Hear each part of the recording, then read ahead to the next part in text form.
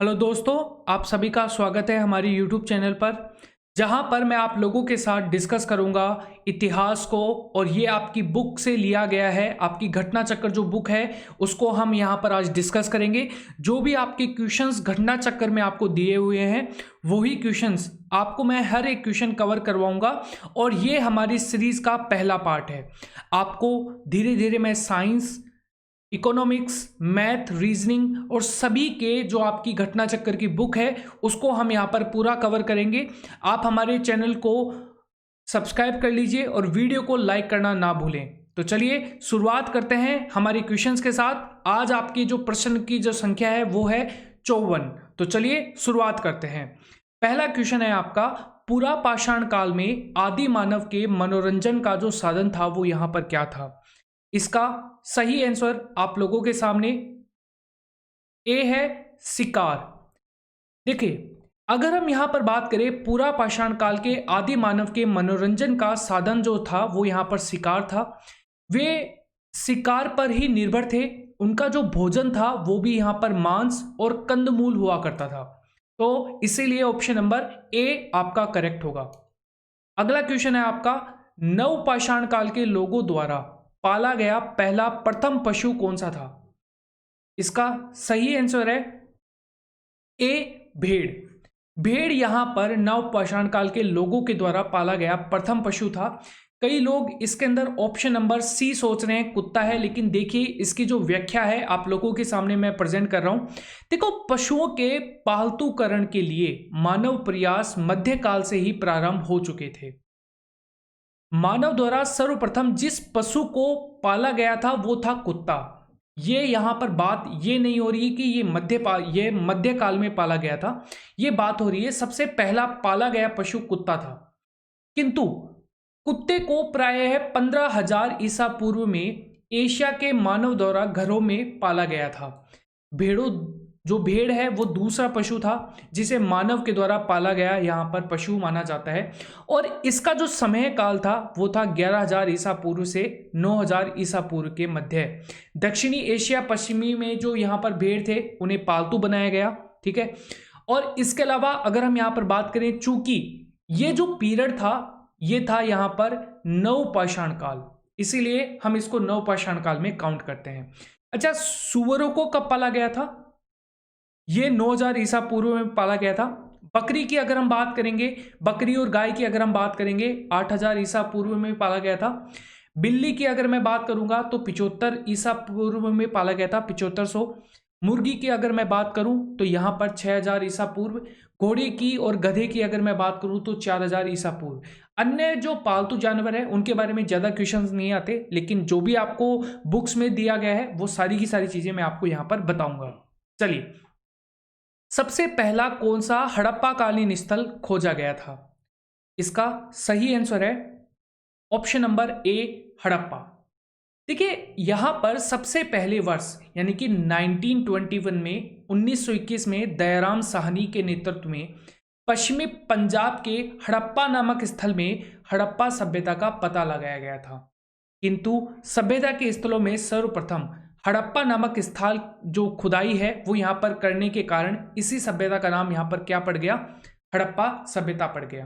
तो यही इसका रीजन है। अगला क्वेश्चन है आप लोगों के लिए, सिंधु घाटी सभ्यता अनार्य सभ्यता है, ये क्यों कहा जाता है? सिंधु घाटी सभ्यता अनार्य सभ्यता है, इसका रीजन है ऑप्शन नंबर ए, क्योंकि यह एक शहरी सभ्यता थी। ठीक है, अनार्य सभ्यता यहां पर करेक्ट। चलिए चलिए चलिए, देखो, सिंधु घाटी सभ्यता अनार्य सभ्यता थी, क्यों थी? तो यहां पर शहरी नहीं, यहां पर आएगा आपका शहरी है। ठीक है, यहां पर शहरी सभ्यता थी। अब देखिए, इसको देखिए, अनार्यों का संबंध शहरी सभ्यता से रहा है। अगर हम आर्यों के संबंध की बात करें तो ये यहां पर ग्रामीण सभ्यताएं थी। और जो यहां पर देखिए इंडस वैली सिविलाइजेशन यानी कि सिंधु घाटी सभ्यता है, ये यहाँ पर बेसिकली आपकी शहरी सभ्यताओं में गिनी जाती है और आर्य सभ्यता है वो ग्रामीण सभ्यताओं में गिनी जाती है। यह स्पष्ट है कि सिंधु घाटी सभ्यता शहरी सभ्यता होने के कारण इस सभ्यता को अनार्य सभ्यता कहा जाता है, क्योंकि अनार्य सभ्यता थी वो ग्रीष्म, यहाँ पर ग्रामीण सभ्यता थी यहाँ पर। तो ऑप्शन नंबर ए करेक्ट होगा यहाँ पर। अगला क्वेश्चन है यहाँ पर, हड़प्पा की सभ्यता निम्नलिखित में से संबंधित है। तो ऑप्शन नंबर आपका यहाँ पर करेक्ट होगा ए, कांस्य युग से ये संबंधित है। हड़प्पा सभ्यता कांस्य युग से संबंधित है। सिंधु घाटी सभ्यता युग में तांबे और टिन को मिलाकर कांसे का निर्माण किया जाता था। इस युग की जो प्रमुख धातु थी वो थी यहाँ पर कांसा, जिसे आप इंग्लिश में ब्रोंज कहते हैं। इसी के कारण इसे कांस्य युगीन सभ्यता भी कहा जाता है। यह ताम्रपाषाण कालीन नगरीय सभ्यता भी कही जाती है। अगला क्वेश्चन है आप लोगों के लिए, हड़प्पा संस्कृति की मुद्राओं और पक्की मिट्टी की कलाकृतियों में किस पशु का चित्र नहीं देखने को मिलता है? देखिए यहां पर चित्र के बारे में पूछा गया है, तो इसका जो सही आंसर होगा वो है ऑप्शन नंबर ए, गाय आपका यहां पर करेक्ट होगा। क्लियर है? अब देखिए हड़प्पा सभ्यता जो संस्कृति है इसकी मोहरों पर, जो यहाँ पर मोहरे, यहाँ पर आप मोहरों को यहाँ पर कह सकते हो बेसिकली, आपने यहाँ पर जो मिट्टी की जो कलाकृतियां थी यहाँ पर, ठीक है, इन्हीं को यहाँ पर मोहरों की संज्ञा दी गई है। ठीक है, इसमें एक चित्र बना हुआ था जिसे हम त्रिमुखी योगी चित्र कहते हैं, जिसके दाहिनी ओर हाथी था, बाघ था, और बाईं ओर गैंडा और भैंसा एवं उसके सिंहासन के नीचे 2 हिरण खड़े हुए थे। इस संस्कृति में गाय तथा घोड़े मृद यहां पर मूर्तियां हैं, यानी कि मिट्टी की जो मूर्तियां हैं वो नहीं मिलती हैं। इसके कारण यहां पर ऑप्शन नंबर ए करेक्ट होगा। लेकिन इसका रीजन ये नहीं है कि यहां पर गायों के बारे में आपको जानकारी नहीं मिलती है, इस चीज के बारे में कोई उल्लेख नहीं मिलता है, बस उनकी मिट्टी की जो यहां पर मूर्तियां हैं वो आपको नहीं देखने को मिलती हैं। अगला क्वेश्चन है, सिंधु घाटी सभ्यता के लोगों की मुद्रा यानी कि कॉइन्स में किस देवता की आकृति चित्रित थी? तो जैसे कि हमने लास्ट क्वेश्चन में पढ़ा है, ऑप्शन नंबर ए आपका करेक्ट होगा, पशुपतिनाथ। देखो मोहनजोदड़ो से प्राप्त एक मोहर है जिसे आप सील की संज्ञा देते हैं। इस पर 3 मुख वाले जो पशु, यहाँ पर एक पुरुष है वो यहाँ पर बैठे हुए हैं, ठीक है, ध्यान की मुद्रा में ये बैठे हुए हैं, और इनके सिर पर 3 सींग लगे हुए हैं। इसके बाईं ओर एक गैंडा है और एक भैंसा है, दाईं ओर हाथी और व्याघ्र है। इसे पशुपति शिव का रूप माना जाता है, यानी कि भगवान शिव को यहाँ पर देखने को मिलते हैं। यहाँ पर मार्शल ने इन्हें आदि शिव कहा है। ठीक है, तो ये चीज भी आपको यहाँ पर याद रखनी है। अगला क्वेश्चन है, सिंधु घाटी सभ्यता के लोग यहाँ पर पूजा करते थे, तो इसका जो यहाँ पर सही आंसर है वो है आपका ऑप्शन नंबर डी, पशुपति की। तो यहाँ पर ऑप्शन नंबर डी आपका करेक्ट होगा। इसकी बारे में मैं ऑलरेडी आपको बता चुका हूं कि पशुपतिनाथ है कौन, तो यहां पर अगर आपने नहीं देखा है वो, तो पीछे वहां पर आप वापस देख सकते हैं। निम्नलिखित में से किस विद्वान ने सर्वप्रथम हड़प्पा सभ्यता के अवशेषों को खोजा था? यहां पर आपका सही आंसर होगा वो है यहां पर ऑप्शन नंबर सी, ए कनिधनम। ए कनिधनम ने, देखो यहां पर अगर उत्खनन की बात होगी, उत्खनन का कार्य जो है वो दयाराम साहनी के द्वारा 1921 में किया गया था, लेकिन यहां पर आपको बोला गया है कि अवशेषों की खोज की थी, तो अवशेषों की खोज है वो ए कनिधनम ने की थी। देखो अलेक्जेंडर कनिधनम ने 1953 से लेकर 1873 ईस्वी में हड़प्पा के सर्वेक्षण पर कुछ पूरा वस्तुएं हैं वो यहाँ पर प्राप्त की थी। उस वक्त वहाँ पर जो आपकी सिंधु आपके क्षेत्र थे, वहाँ पर रेल की पटरियां बिछाई जा रही थी अंग्रेजी सरकार के द्वारा, उसी वक्त इनकी खोज की गई। अगला क्वेश्चन है, देखिए यहाँ पर भारतीय सभ्यताओं से जुड़ा कौन सा नाम यहाँ पर है? देखो ये आपका क्वेश्चन है वो आपके एग्जाम में पूछा गया था इसी तरीके से, और इस ऑप्शन को डिलीट कर दिया गया था इस क्वेश्चन को, क्योंकि यहाँ पर इसके जो रेलवे ने आंसर माना है वो यहाँ पर इन चारों में से कोई भी नहीं है। ठीक है, यानी कि चारों में से यहाँ पर 2 होंगे। देखिए दे गए प्रश्न की यहाँ पर प्रकृति है वो स्पष्ट नहीं है, क्योंकि भारतीय सभ्यता का एक लंबा कालक्रम रहा है जिसमें अनेक इतिहासकार, पुरातात्विक विदों ने अपने योगदान दिया है। प्रश्न में किसी निश्चित सभ्यता का उल्लेख नहीं है, चूंकि दिए गए विकल्पों में कनिधनम भारतीय पुरातात्विक के जनक हैं और भारतीय पुरातात्विक सर्वेक्षण की स्थापना में उनकी प्रमुख भूमिका थी।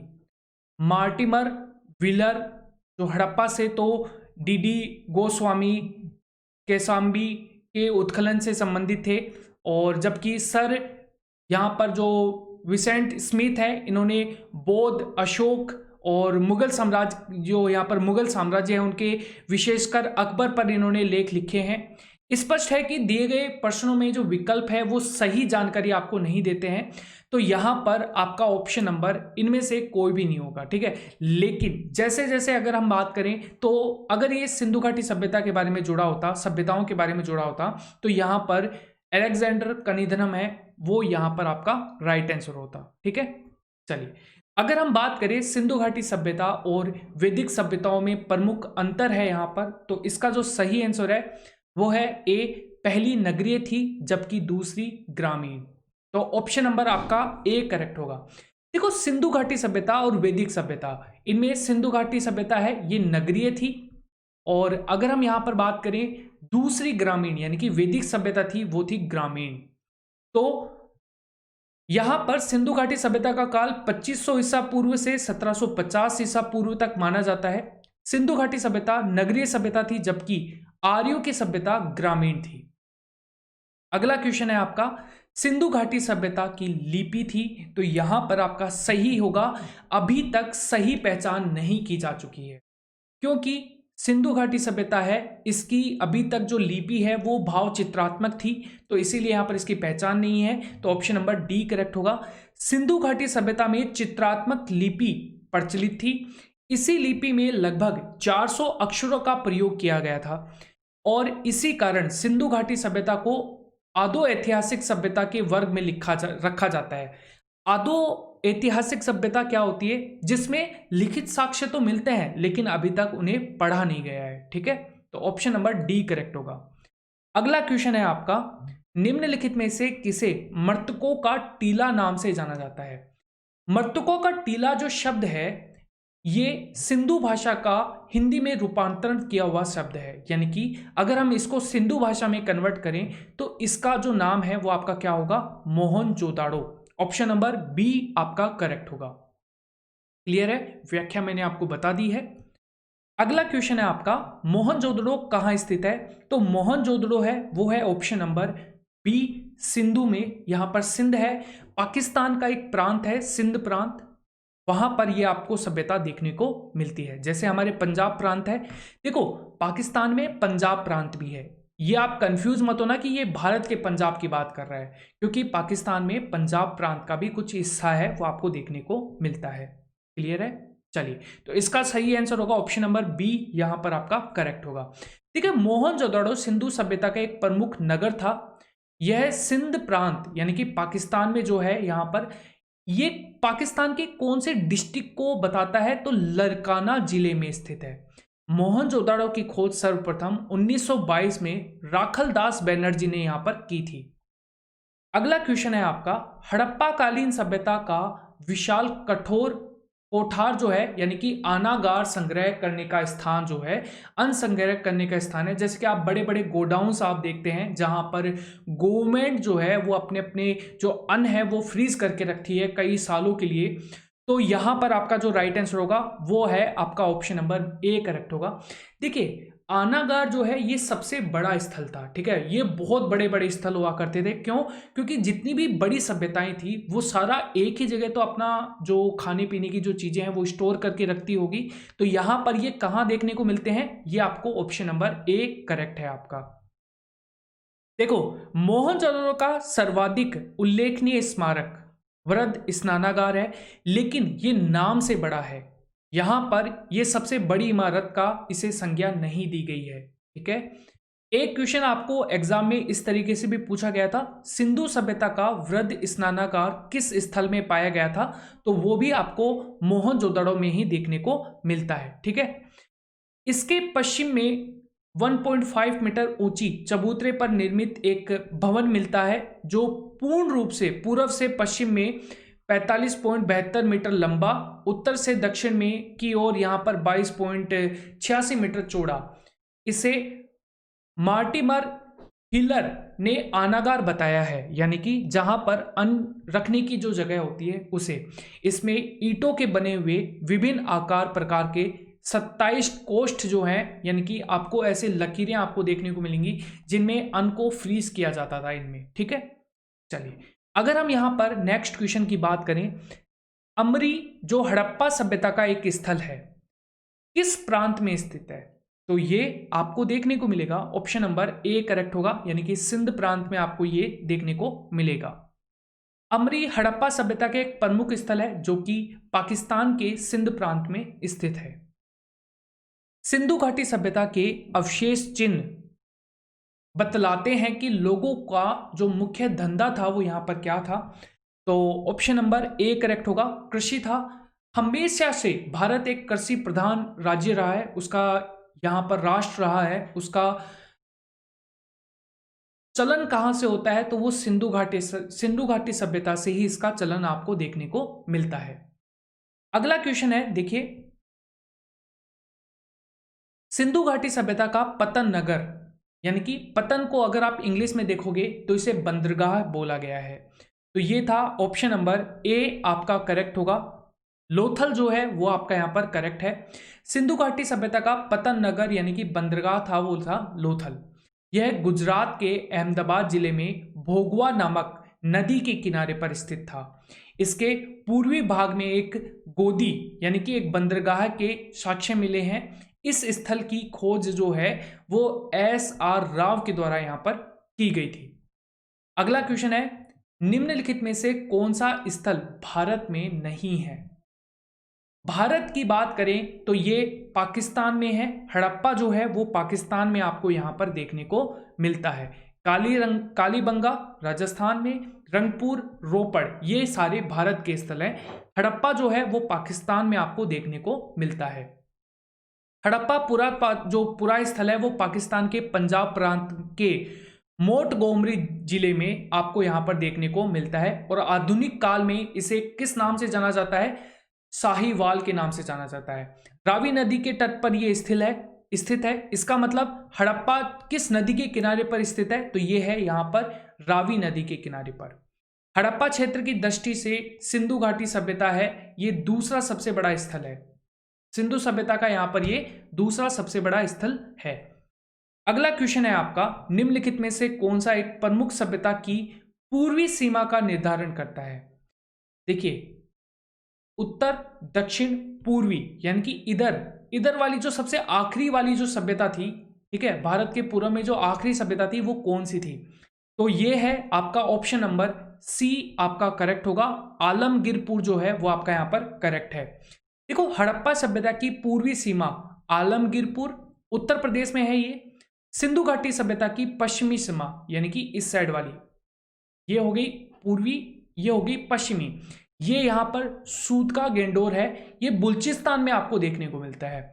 उत्तर की अगर हम बात करें तो ये जम्मू एंड कश्मीर में एक मांडा सभ्यता है वो, और दक्षिण की अगर हम बात करें तो दोमाबाद जो है महाराष्ट्र में वो आपको यहां पर देखने को मिलती है। हड़प्पा सभ्यता का कौन सा स्थल भारत में नहीं था, तो इसका सही आंसर होगा ऑप्शन नंबर डी बालाकोट। देखो बालाकोट आप लोगों ने सभी ने स्ट्राइक का नाम सुना होगा। बालाकोट स्ट्राइक हुई थी ना, कहां पर थी ये, पीओके में थी। और यहां पर ये कहां पर देखने को मिलता है आपको, ये आपके पीओके में देखने को मिलता है, तो यहां पर नहीं थी। ठीक है, बालाकोट नामक हड़प्पा सभ्यता का पूर्व स्थल वर्तमान में पाकिस्तान के दक्षिणी भाग में अरब सागर के किनारे और मोहन जोदड़ो के दक्षिणी पूर्वी दिशा में स्थित है। यह एक बंदरगाह नगर था। यह स्थल शीप उद्योग के लिए प्रसिद्ध था।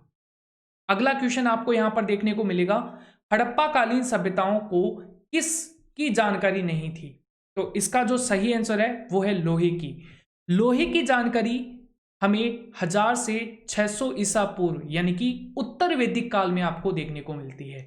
अगर इसमें ऋग्वैदिक काल भी होता तो भी वो ऑप्शन में गलत होता। चलिए, तो ऑप्शन नंबर सी करेक्ट होगा। अगला क्वेश्चन है आपका, सिंधु घाटी सभ्यता को आर्य पूर्वी सभ्यता किसके प्रमाण मिलने के कारण से कहा जाता है। यह कहा जाता है ऑप्शन नंबर सी बर्तन। ऑप्शन नंबर सी बर्तन आपका करेक्ट होगा। सिंधु घाटी सभ्यता के प्राप्त जो यहां पर मृद भांड है, यहां पर मिट्टी के जो बर्तन हैं उसके आधार पर इस सभ्यताओं के आर्य पूर्वी जो सभ्यता है वो यहाँ पर कहा जाता है। ऋग्वैदिक कालीन मृद भांडों में काले और लाल जो मृद भांड है उनकी यहाँ पर प्रधानता रही है, यानी कि उस वक्त जो बर्तन हुआ करते थे मिट्टी के, इनमें लाल और काले रंग के बर्तन हैं वो आपको देखने को मिलते हैं। जबकि सिंधु घाटी सभ्यता में भिन्न प्रकार के मृद भांड है वो यहाँ पर मिले हैं। अगला क्वेश्चन है आपका यहाँ पर, निम्नलिखित में से कौन सा कथन सिंधु घाटी सभ्यता के संबंध में सही है? तो इसका सही आंसर है, देखो इनके घर ईंटों के बने हुए थे, ये बात सही है। अगर पक्की ईंटों के होते तो ये बात गलत हो जाती, ठीक है, इसका थोड़ा ध्यान रखें। सभा भवन की खोज है वो मोहनजोदड़ो से हुई है। एक बहुत बड़ा भवन हुआ करता था जहां पर लोग हैं वो यहां पर क्या किया करते थे, सभाएं किया करते थे। और इस भवन के नीचे थोड़ा सा डाउन टू अर्थ होता है, यानी कि थोड़ा सा नीचे की तरफ यहां पर कुछ घर बने हुए थे जहां पर लोग हैं वो यहां पर रहते थे।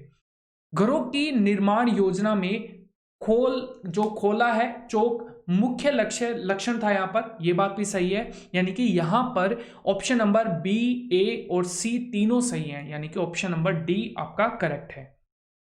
ठीक है, इसके बारे में मैं ऑलरेडी बता चुका हूं आप लोगों को। सिंधु घाटी सभ्यता की पहचान निम्नलिखित में से है, तो यहां पर इसका सही आंसर आपका करेक्ट होगा, ये यहां पर ऑप्शन नंबर डी, शहर योजना प्रणाली, यानी कि टाउन प्लानिंग, इंग्लिश में इसे कहते हैं टाउन प्लानिंग। ठीक है, ऑप्शन नंबर डी आपका करेक्ट होगा। ये एक शहरी सभ्यता थी, यहां पर शहरों की तरह, जैसे कि शहरों में लेट बाथ होते हैं तो वो भी यहां पर आपको देखने को मिलते हैं। जकूजी जिसे आप बाथ टब कहते हो, स्विमिंग पूल आप कहते हो, वो भी आपको देखने को मिलता है। नालियां, सफाई रखना शहरों में, सड़कें होना, तो ये सभी लक्षण आपको सिंधु घाटी सभ्यता में देखने को मिलते हैं। अगला क्वेश्चन है, सिंधु घाटी सभ्यता का ज्ञान मिलता है, तो ऑप्शन नंबर आपका यहां पर करेक्ट होगा, सी, पुरातात्विक उत्खनन से, यानी कि जैसे जैसे हम यहां पर उनका स्थानों का उत्खनन करता जा रहे हैं वैसे वैसे सिंधु घाटी सभ्यता का ज्ञान हमें प्राप्त होता जा रहा है। अब हम इसके आखिरी क्वेश्चन में पहुंच चुके हैं। मानव द्वारा सर्वप्रथम किस धातु का उपयोग किया गया था? ये क्वेश्चन काफी बार पूछा गया है और इसमें बच्चे काफी कंफ्यूज भी रहते हैं, तो आप थोड़ा सा ध्यान रखें। सबसे पहले ऑप्शन नंबर ए आपको करेक्ट होगा, तांबा यहां पर राइट आंसर है। मानव द्वारा सर्वप्रथम उपयोग में लाई गई धातु है वो यहां पर तांबा है, जिसकी आरंभिक स्थिति यानी कि ये कब खोजी गई थी, तो 5000 ईसा पूर्व में, यानी कि बीसी का मतलब यहां पर क्या होगा, बिफोर क्रिश्चियन, अर्थात नवपाषाण काल तक। वैसे विश्व परिदृश्य पर जो यहां पर दृष्टिपात करें तो तांबे के उपयोग की आरंभिक तिथि है वो उत्तरी इराक में 8700 बीसी देखने को मिलती है, इनकी बिफोर क्रिश्चियन आपको ईसा पूर्व आप इसे लिख सकते हो। ठीक है, तो यहां पर ये आपको देखने को मिलती है। ये हमारा सिंधु घाटी सभ्यता जो है वो हमारा पूरा हुआ है आज।